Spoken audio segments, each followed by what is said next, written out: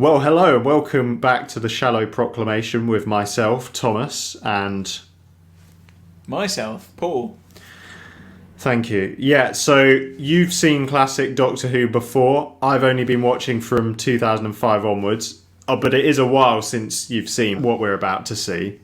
Yeah, absolutely. I mean, again, I said about the first episode we watched, An Unearthly Child. It may have been 20 years since I've seen it. It's probably the same with this story as well, which is quite nice, actually. I mean, I think the Hartnell era is more mysterious to me than many other eras because I've probably seen less of it. Well, I think I've seen it, but I've maybe not seen it for a long time, or I've maybe only seen some episodes once. Nice. So we're in the penultimate episode of this seven-parter called The Daleks, and it's called The Ordeal. So let's hope that it isn't an ordeal for us to watch it, but let's find out. Oh, and by the way, do give us a cheeky subscribe if you'd like to stay in the loop with what we do. This is all we're doing, basically. Yeah. You watch this video, you see what this channel is. Ooh, eerie gurgling. That's a good subtitle. Fantastic. I mean, I needed them to tell me. Yeah. I'm sorry, what is she wearing on her head? I think she's one of the early Teletubbies. The main in this section. This is the origin of the Teletubbies. Is that the shortest possible time? In other words, get on with it. Yeah. Crack on, lads. I've just had a thought, actually, saying crack on, lads. I've assumed here all the Daleks are boys. No. Yes, but Paul, when you assume, you make an ass out of you and me. Oh, I know a female Dalek, Clara. Yes, that's true. Yes, but that's different because she's a human who was converted to a Dalek, right? Yeah, that's true. So she's not purebred Dalek. Except no imitations. What's that the brand of? McCoy's? There's a passage right here. I don't know, I can't remember. Those crisps. Yeah, I know. Not Sylvester McCoy. I think they're Sylvester McCoy's. He's the real McCoy. I would not want to be doing this channel with me. Like, I really would not. Yeah. How many more episodes have we got? Like, we're almost done. Right? Almost sub 800. Are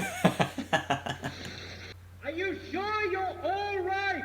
Yes. What happened to Barbara?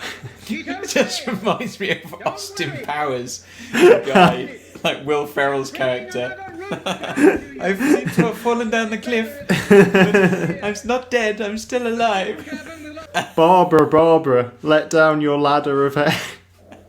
Well, brace yourself, mate, because we might see Rapunzel in a future story. No way. Rapunzel's real? Well, we'll see. Well, there was a Doctor Who episode with Santa in it, so... Well, sorry, Paul, I don't want to assume anything. You've been told... Your parents sat down with you and had a conversation about Father Christmas, right? You may have just crushed some subscriber's life. You know, some poor child.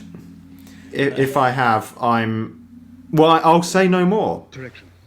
He's just holding that polystyrene rock with ease. Or maybe he's just absolutely shredded, which is possible. He doesn't want to put that rock down in case the Doctor picks it up and caves his head in with it. Yeah. If you want to find out, viewers, why we just said that, check out a few episodes ago a video called "The Doctor Stones People to Death," and you will see what we mean. A shocking early Doctor Who episode in which the Doctor almost stoned a man to death.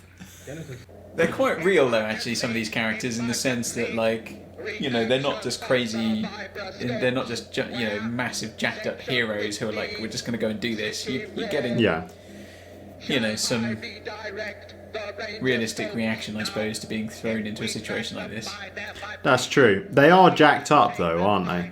Well, I mean, they're not exactly Captain America, are they? No. That's true, yeah. Maybe they're jacked up by their standards of 1963. I suppose compared to me, they're single one you see.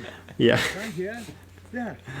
I think of you as like absolutely shredded, so my standards are probably slightly different. I can't see it all. Yeah, that is a very different standard right there.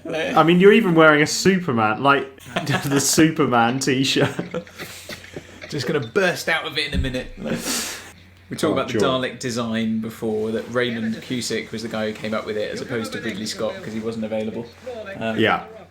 And he designed it around someone sitting on a chair. I think there's like a kind of little tricycle type thing inside that they were using to get around in the Daleks. And the operator's inside it. But the first design of the Daleks was apparently tubular, with a plain skirt section and a bumpy midriff with one pincer arm, and it had a short head with an eye lens, but it got rejected as being too expensive. Right. And then they decided they wanted something that'd be more comfortable for the actors, so that's when Raymond Cusick came up with the design, which was based more around the sort of tricycle idea that they could sit on and go around in, I think. And the suction cup was down to low budget, so... Good jump. Amazing. Should have come first. And we wouldn't want it any other way. Well, no, it's iconic design.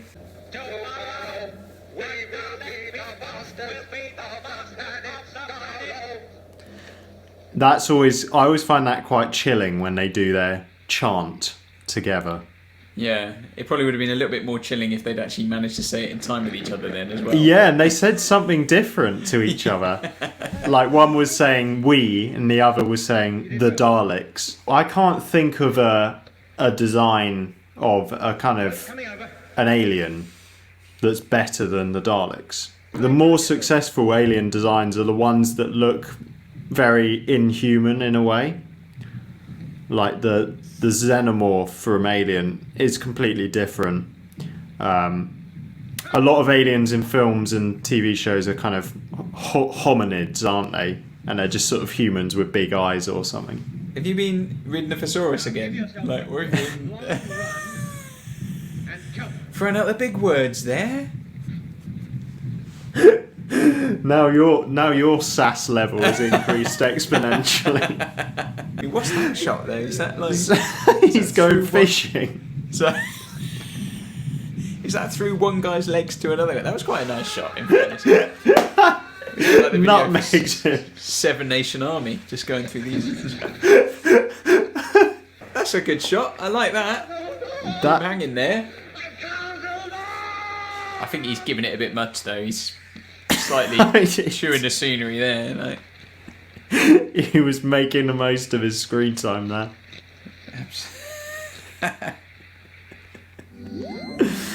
Wow, okay. I mean, the episode was aptly named The Ordeal, wasn't it? Actually, given what we've just sat through. If someone was like, you know, had never seen Doctor Who before and said to me, okay, show me one episode, I might not have chosen this one.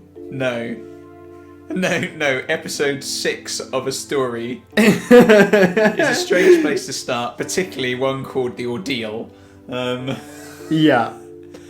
In fairness, though, if you did show this to someone as the very first episode and they came away loving it, you'd be like, well, you're going to love the rest of the show. So we're plain sailing from here, quite frankly. So, yeah. Positives, though. I mean, I believed it was a cave.